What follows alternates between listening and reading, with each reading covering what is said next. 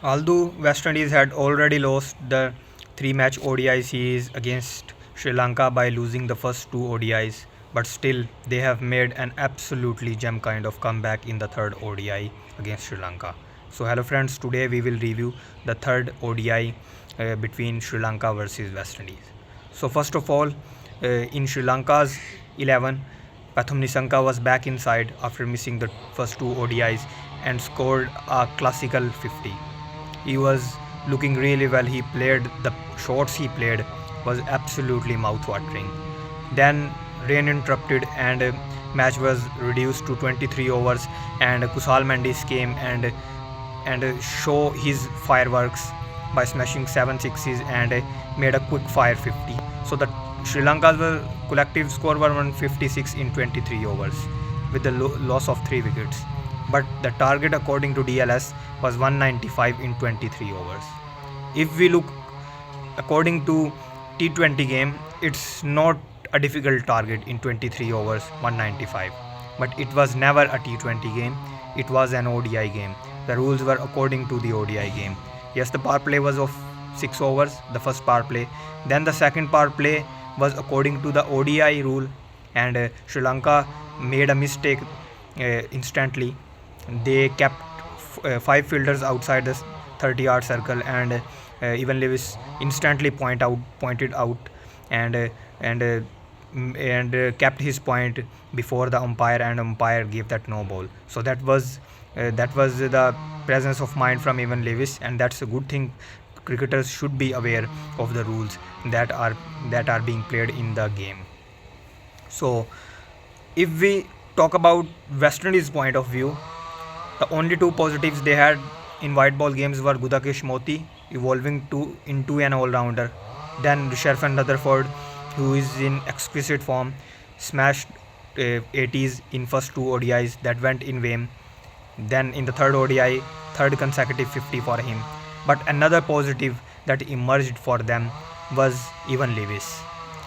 Came back in the side after 3 years, still managed to score 100 even battling with the injury.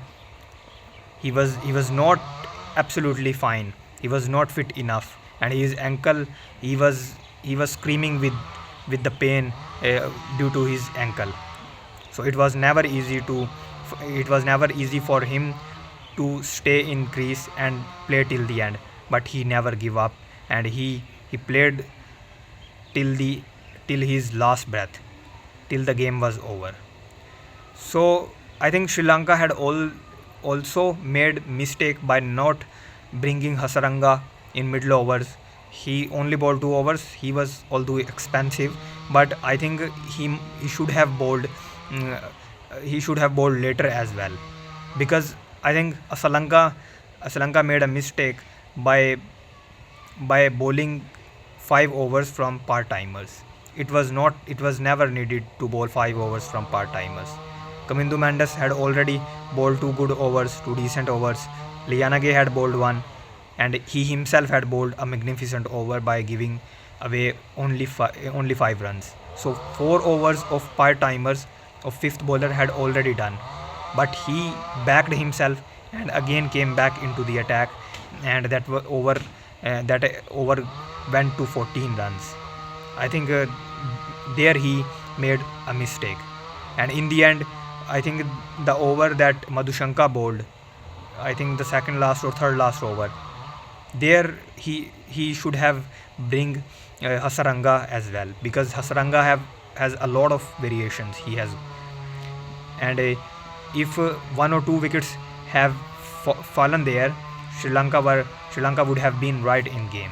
So that was a mistake, and from West Indies point of view, they were never out of the game because they had not lost many wickets. They were only 2 down, and run rate at one point was going over 12 and over, but it was all about 1 or 2 overs, and they had one good over against Thikshana, and that was actually the turning point of the match.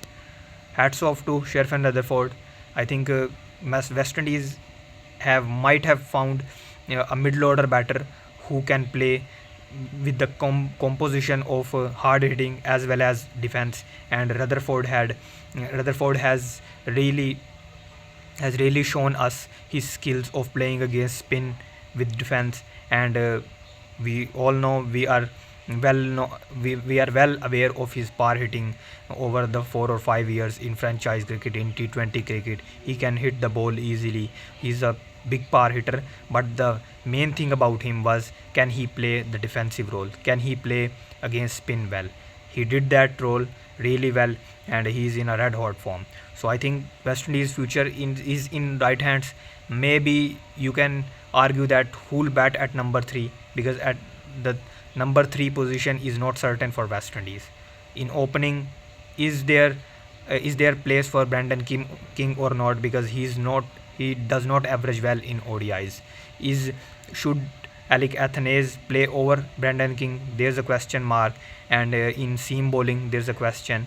In spin bowling, I think who should join Gudakesh Moti as a second frontline spinner. So there are still plenty of questions in Sri Lanka's ODI setup, but I think they have ticked some boxes by finding an emerging all-rounder in Gudakesh Moti, and a very absolute fine middle order batter in Sherfan Rutherford, and the returning Evin Lewis as an opener.